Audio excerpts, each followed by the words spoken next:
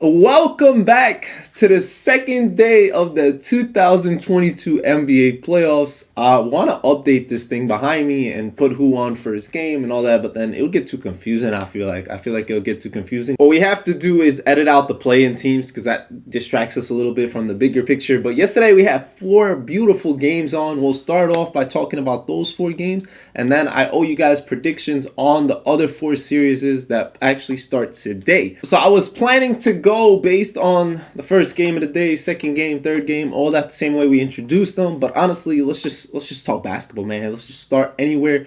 But we'll begin in Dallas. Why not? Dallas versus the Utah Jazz, and Dallas started off kind of well, man. They started pretty good. That's because they were holding Donovan. Donovan had 2 points in the first half. He wasn't aggressive. He wasn't looking to attack. He wasn't looking to shoot. He was real passive. Bogdanovich was carrying the Utah Jazz a little bit in the beginning of that game for sure. And Dallas was trying to figure things out. Jalen Brunson, Spencer Dinwiddie, whatever. No Luka is a problem. It's something they're not used to. But they came out at home trying to basically contain. I was out here on Twitter like, yo, honestly, I believe if the Utah Jazz somehow lose this series, especially if Luka doesn't play 2 to 3 games, this team has to go somewhere. You got to get rid of Rudy Gobert. You gotta just blow this team up a little bit and try all over because they got too many great pieces with Mike Conley, Donovan, Rudy, Bogdanovich. Like that team plus Jordan Clarkson, like that team shouldn't struggle against like a team without Luka or a star player. Just no real star. But we saw Donovan turn it up in the second half. He went ballistic. He went off. He stopped being passive.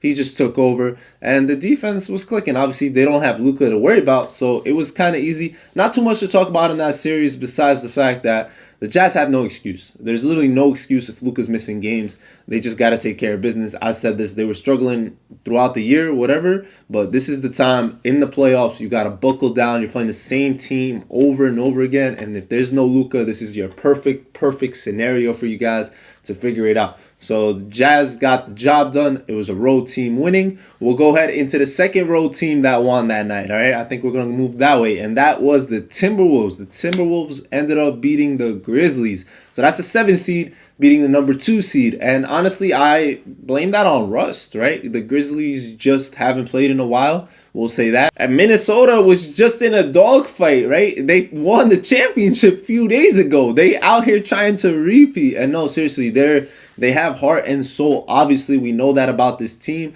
They're hungry. Clearly, every team in the league should be hungry. If you're not, then something's wrong with you. But I believe every team should be hungry, including the guys that didn't make the playoffs. Unless you just don't care and you're in it for the money. But there's not too many, like, alphas or guys that have egos that are like that, right? Most of them are in this to win it.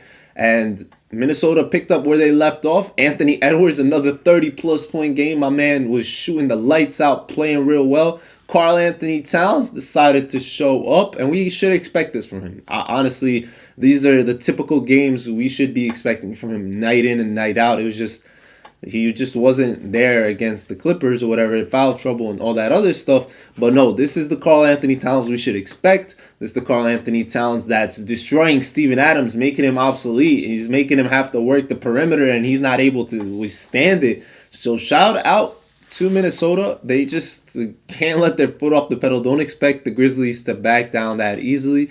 I expect the Grizzlies to bounce back, make some adjustments, figure it out. Like I said, they just got caught off guard. That's really what it is. Usually the teams that have been playing as opposed to teams that haven't been playing, they come out to a hotter start. Just quick sucker punch to the face, and the Grizzlies just weren't able to bounce back from it. But shout out to Minnesota for being the second team to get an away win in the first day of the playoffs. That's dope. Now, other than that, the rest of the home teams won. You had the 76ers led by Maxey, bro. Who in the world would ever think someone would say that? There's Joel Embiid and James Harden on this team, but Maxey's their leading scorer. All I'm going to say is literally all the shooting guards in the league lately that are under like 25, 26 have been going off. Donovan, literally Edwards, this dude Maxey, I guess he's a point guard, shooting guard, whatever you want to consider him.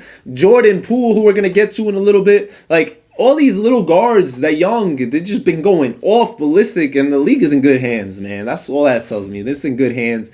But Toronto, literally, man, let's just pray for Scotty Barnes. I think that's what it's going to come down to, man. Hopefully he's good. Hopefully he's all right. The team can adjust as long as Scotty Barnes is okay. If you guys didn't see, I honestly can't explain it. I didn't want to look at it, to be honest.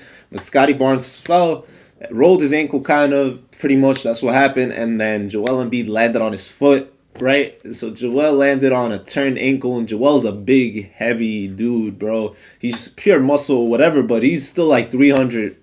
That's a lot of weight, man. That's a lot of weight. And, oh man, it's just gruesome. And hopefully he's all right. Negative results first day. We're gonna get some more updated stuff. We got some good news with Capella from the other day, right? So hopefully they're gonna recheck in to see if he's gonna end up being able to play. It might be rough.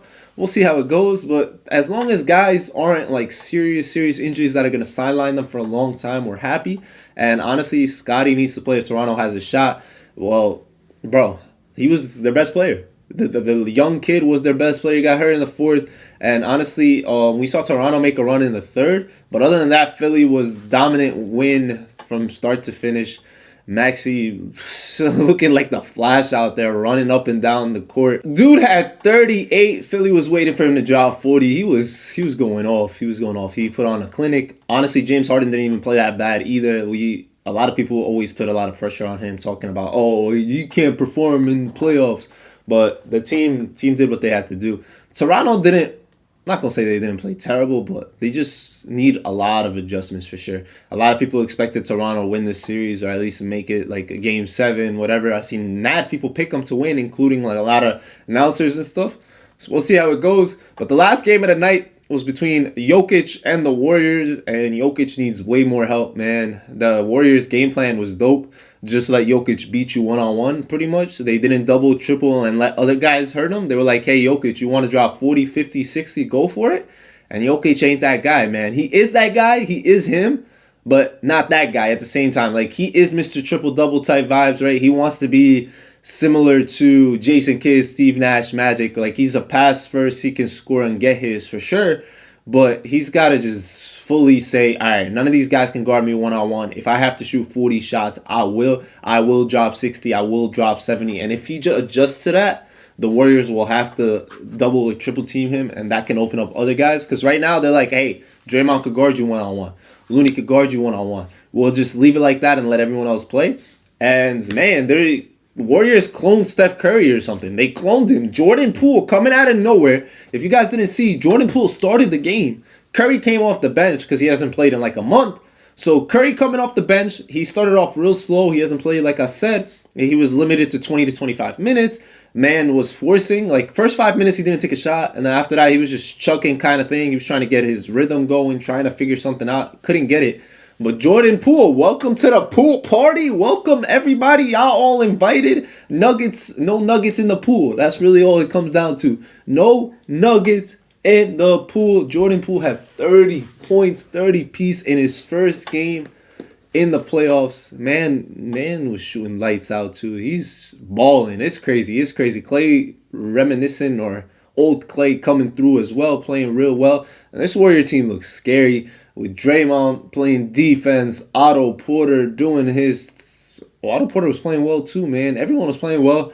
Wiggins is just the only one kind of still struggling. Bjelica, bro, this Warriors team is crazy. This team is crazy. They got shooters from here to Atlanta, and I'm in Egypt. You know how many shooters that is? That's a lot of shooters. But yeah, that's enough of yesterday's games, man. That series is going to be crazy too, I feel like, because I expected it to be kind of close. I said it yesterday that I didn't really expect Jokic to be enough to pull this off. But man, the Warriors looked real good. Like, Drake bet on them winning the West. And after seeing yesterday, I don't see why not. I thought it was a bad bet at first. But right now, I don't even know. It might not be. But let's get into tonight's games. Or today's. They're playing all day. Sunday, fun day. You feel me? 4 games on today. I guess we'll start with the first game of the night, which is Miami, Atlanta. So this is going to go back to the same situation where Atlanta just played some big games, right? They were doing their thing. Miami's been resting. We've seen that little turmoil in Miami the past couple weeks or whatever. And honestly, I believe full-heartedly that's so normal, and that's something that happens all the time in Miami. That's something that happens behind closed doors. It was just our first time seeing it in public. But Udonis Haslem as well as Jimmy Butler are like two OGs, real dogs. I heard Haslam talking about how like they're mad close, and that's just how they talk to each other, man. They fight, and that's fine, and that's why they're the number one team in the East. We're gonna see how they do, but Atlanta could come out strong. The one issue for Atlanta right now is they don't have Capella or John Collins or really any type of big. What is it? Who do they have? Like Georgie Jang or something, right? Something like that. So it's gonna be tough. It's going to be tough to guard Bam Adebayo. I don't know how they're going to adjust, what their plans are. DeAndre Hunter needs to play well. Bogdanovich needs to play well. It's going to be a lot harder against this Miami team who's well coached, well disciplined, and they got a bunch of dogs. Jimmy's got something to prove, man. He always does. He's got that chip. Tyler Hero's been balling, and they got Kyle Lowry. So it's not an easy team from top to bottom. Not easy, and it's going to be a fun matchup. So predictions for the series. I honestly think Atlanta has a good shot to win this game. Atlanta has a good shot. If they're going to win a game, it's going to be this one. But I could see Miami running away with this, especially if John Collins doesn't play. They need John Collins to come through. But if not, I see Miami in... I honestly did one of those prediction things, but I don't remember what I picked where. So I'm just kind of free falling, free picking, free guessing, freestyling, whatever right now. I'm just picking off the top of the dome. But I got Miami in... I don't know if I want to say 5 or 6. 5 would mean they win in Miami. 6 would mean they win in Atlanta. It could go either way. Honestly, Atlanta's one of the better road teams. We saw that in the playoffs last year, right? They won like 9 road playoff games or something, which is insane. But, it's going to go down to 5 or 6, depending. And I see Miami taking care of business, getting this done in 5. All right? Maybe 6. But that's my prediction, more or less. Now, let's just stay in the East. A lot of East teams playing today. West teams, honestly, a lot of them played yesterday. There was 3 West matchups yesterday, only 1 tonight, and 3 East tonight. So, we'll go to Milwaukee, Chicago. And no offense, Chicago fans, bro. I really don't think y'all have any chance in this series at all. Milwaukee's too locked in. Y'all got the short end of the straw or short end of the stick or whatever you want to say. You just got unlucky. I think you guys had a really good shot against a lot of other teams in the postseason, but Milwaukee's not one of them. Giannis is just a different breed. We saw it last year. Finals MVP, the reigning Finals MVP.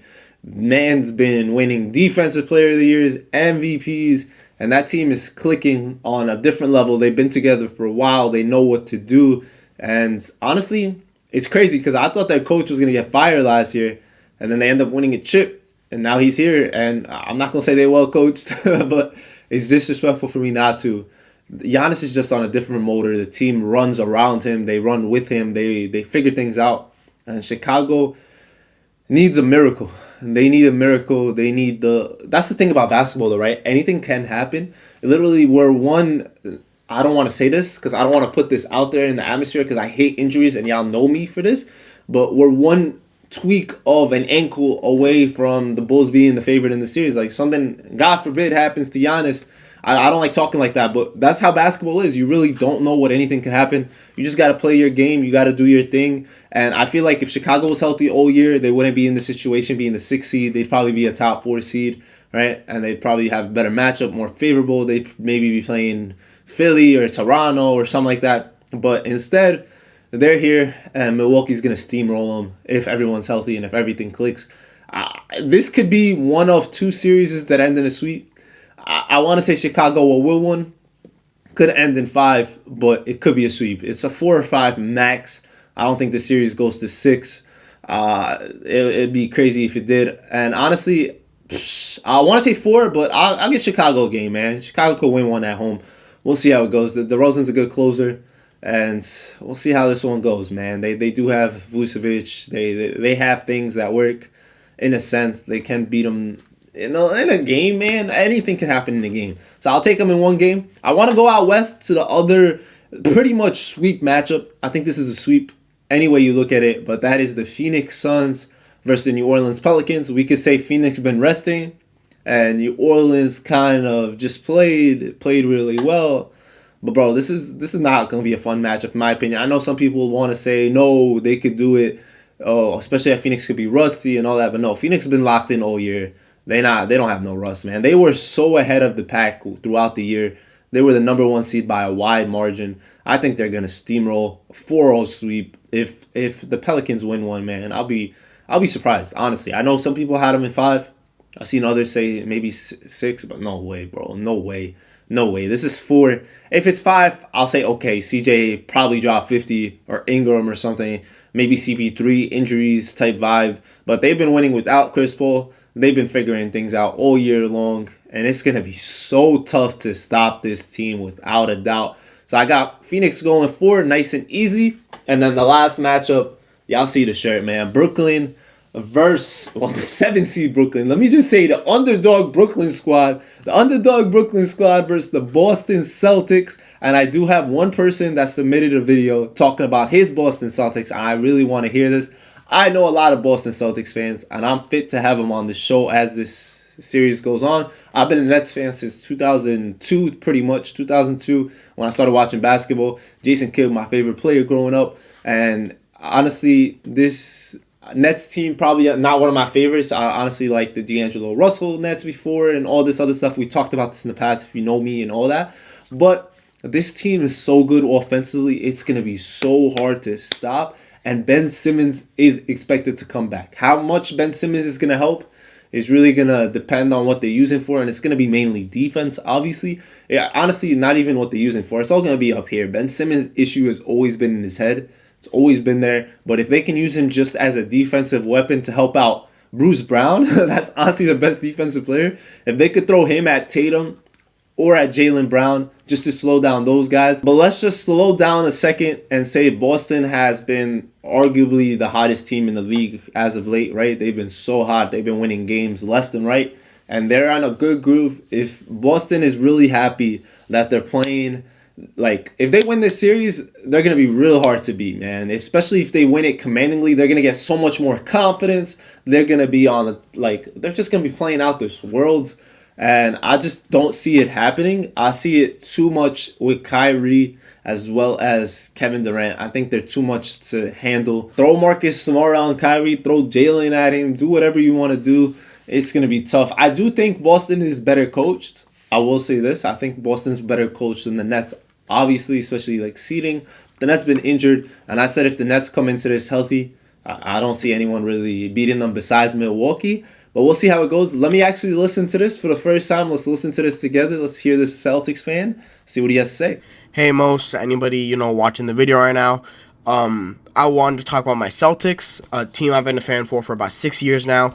And I actually do have a YouTube channel, but I'll talk about that at the end, just in case you want to edit that out. But anyway, we're going up against the Nets in the first round. And I think this series could really go either way, right? Because we have two teams that are one... Celtics are very strong on defense. Obviously, without Robert Williams, we're going to be missing a lot of our strength defensively when it comes to rim protection. But again, the Nets have a really strong offense, and I think that there's going to be really big concepts and key things that each of these teams have to do to come out within this series with the W. And from the Celtics' point of view, I'd say the main thing is defensively stay on top of it, right? Without Robert Williams, we've been looking decent on the defensive side. Our rotations are good. We're decent on the perimeter. But when it comes to rim protection, Daniel Tice isn't the best thing. But also on the net side of the ball, offensively, they don't do a lot of rim stuff, like rim protection, driving at the rim and stuff like that. Obviously, Kyrie, but KD will do a lot of mid-range pull-ups and things like that. Also, on the net side, that's mostly why I have the Celtics taking the series. I try and be not biased, but sometimes I can't hold myself back. But with the Nets' point of view, I think that the main thing is we saw it versus Cleveland in the play-in that it's going to be hard for them to win all these games. Because I was again watching the TNT thing after the game, and Chuck and Kenny brought up a really good point that I liked, saying that the Nets role players that game were insane, right? Bruce Brown was scoring a bunch of points. I think he got 20, 30 points during that game. Nicholas Claxton had almost a triple-double, I think. I want to say he had 10 and 9 boards and 5 assists or something like that. And that's really crazy for Nicholas Claxton. He had a lot of blocks. I think it was 5 blocks, actually. 5 blocks sounds right. But their role players really stepped up during that game. And KD, he was still, KD was making contested shots, everything. Kyrie was still himself. Robert and Kyrie went crazy. But I think that the main thing for this team is they have to be on every single night. And one thing that I saw in the third quarter of that game versus Cleveland, they did not uphold themselves defensively, right? That's a big reason why their lead went from 20 to all the way down to 14, all the way down to 10. But again, that's what you have to sacrifice. When you have two really offensive juggernauts like Kyrie and KD, they're going to give up on defense a little bit, right? You don't have a player who will give all their all on offense and defense for a 7-game series and be literally carry that team to the championship. So honestly, when it comes to the core of it, it's role players. And the role players in that Cleveland game really stood out, but I don't know if they can do that for a 7-game series. And that's why I don't trust Brooklyn as much as I trust the Celtics role players, right? We've seen Peyton Pritchard go off. We know he's a good scorer if we do need that. We have guys like Daniel Tice is a good offensive rebounder. And I feel like that's really helped us a lot. And then obviously JB and Jason Tatum, they'll need someone to guard them. And I don't think that the Nets have a good enough defender to go on both those guys, right? And also, I just want to point out real quick, Marcus Smart did win Defensive Player of the Year, right? I'm not going to not mention that. So he can pick up Kyrie, one-on-one a little better than anyone else on our team.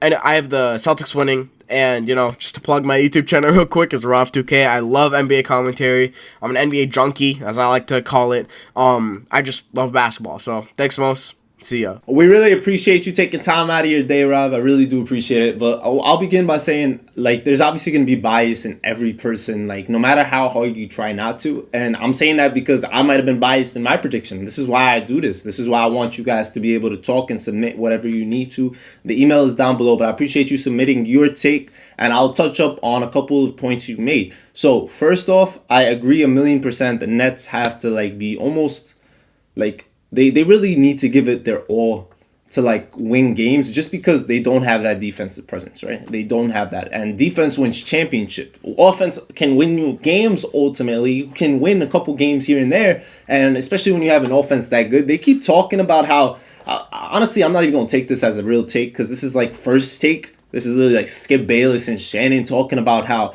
the Kyrie and KD are the best two offensive players together ever, and I'm bro, Curry and KD probably better in my opinion, but that's a whole different story.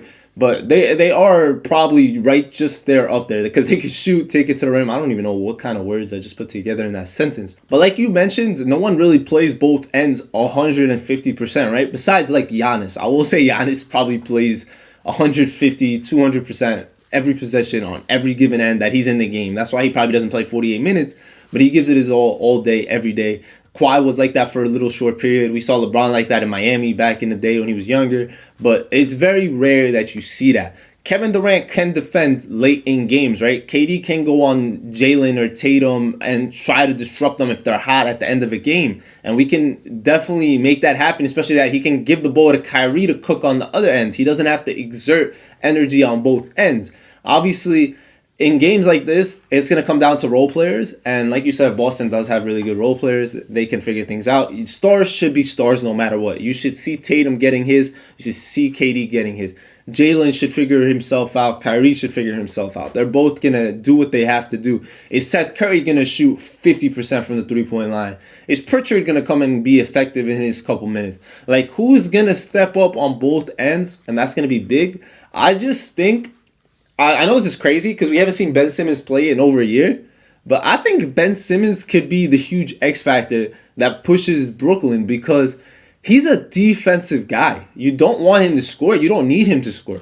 If they can go small, this is probably the craziest idea ever. This is more of a 2K thing. But if you can somehow get Ben Simmons and KD as your bigs on the court with Kyrie, Bruce Brown, and I wouldn't say Seth, but if you could go that small, If you could go that small, that's probably one of the most dangerous teams you can possibly put on the court. It's just, what are you going to do on the other end? But that's where Boston is going to have to take them apart. They're going to have to take them apart in the bigs. You can do hack a Drummond. You can do hack a Ben. You can figure things out to disrupt their offense and try to slow them down. And I expect that coaching staff to do it because Boston, like I said, is really well coached. But this is going to be a chess match. It can go either way, and I love that. I think this is going to be one of our better series by far. I think this is a good series to watch, and I think this is going to be the highlight of the first round. It's between this one, obviously, a lot of people were saying Toronto 76ers. But I think this is the one.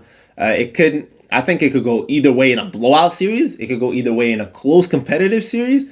It really is going to come down to close games, who executes better, who does more.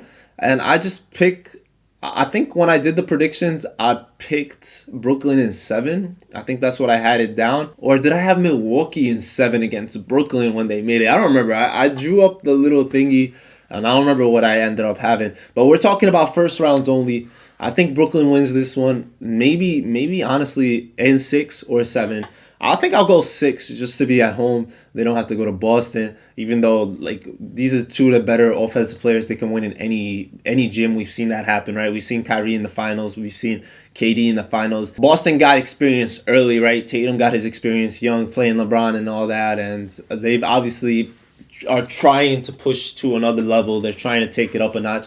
I just think they got the short end of the stick, like I said, getting Brooklyn. It was all everyone was talking about really at the end of the season was who's gonna play Brooklyn first and who's gonna it's tough. Like you work all season to try to get a good seed, so you play a bad team, and then you get a good seed and you play a really good team. It really is tough. It just is what it is sometimes. Life isn't fair. And I think that's gonna be a fun series to watch. I can't wait. I'm really excited. I hope there are competitive games day in and day out. I'll never forget like a playoff series a couple years ago. It was like, some of y'all are probably too young to remember it, but it was between the Chicago Bulls and the Boston Celtics, and it was at overtime every night. It was overtime, double overtime, triple overtime. Like every night it was just a huge, amazing game, and I want a series like that. I don't think this is gonna live up to that hype. I think guys are gonna close out, whether it's Kyrie, KD, Tatum, Brown. Someone's gonna close out, figure things out. And hopefully we have a good, healthy series. Rob, I appreciate you once again, man, telling me what you think. Go check out his YouTube. I'll link it down below. I appreciate you guys. Make sure y'all email me and tell me what you guys think of your team. If you're a Philadelphia 76er fan, if you're a New Orleans Pelican fan and you feel kind of way about me saying that the Suns are going to steamroll y'all, whatever you want to say, man, Raptors fans, whoever, just feel free to email me. You'll be included in the video. I'll talk about it and all that good stuff. I appreciate you guys. There was more I wanted to touch up on what you said, man. I love your that portrait window thing in your background is dope. I love that, Kobe. And we saw the Celtics thing, bro. All dope, bro. All dope. We appreciate you. Junkies, unite, man. We all NBA junkies out here. If you're not, you probably didn't make it this far into the video. I know that for a fact. Unless you like hearing my voice when you fall asleep, then you probably don't even know what I'm saying right now. I could sing a lullaby and y'all be chilling. But not seriously, thank you guys for watching. I appreciate you guys. NBA playoffs are here. Once again, I just say what I think. I could be completely wrong. I just want a disclaimer, I guess, right? Don't come out here and like, yo, you suck, Most. You made this prediction and you were wrong. Like, bro, it's the NBA. Anything could happen. Anyone could beat anyone on any given night. And I love that about the NBA. That's why I'm a fan. That's why I enjoy watching playoff basketball. That's why I enjoy watching the best of the best at work. Thank you guys for doing once again. Make sure y'all subscribed. Noti Bell. We'll be doing this all playoffs long. And I'll catch y'all later. It's been your boy Most and ballin'. Oh, no, we don't do that here. We should do that playoff dance from yesterday. The NBA playoffs are here. Hey, playoffs are here. Hey, playoffs are here. Hey. I don't know what dance I was doing yesterday, but it was a lot better than today's, bro.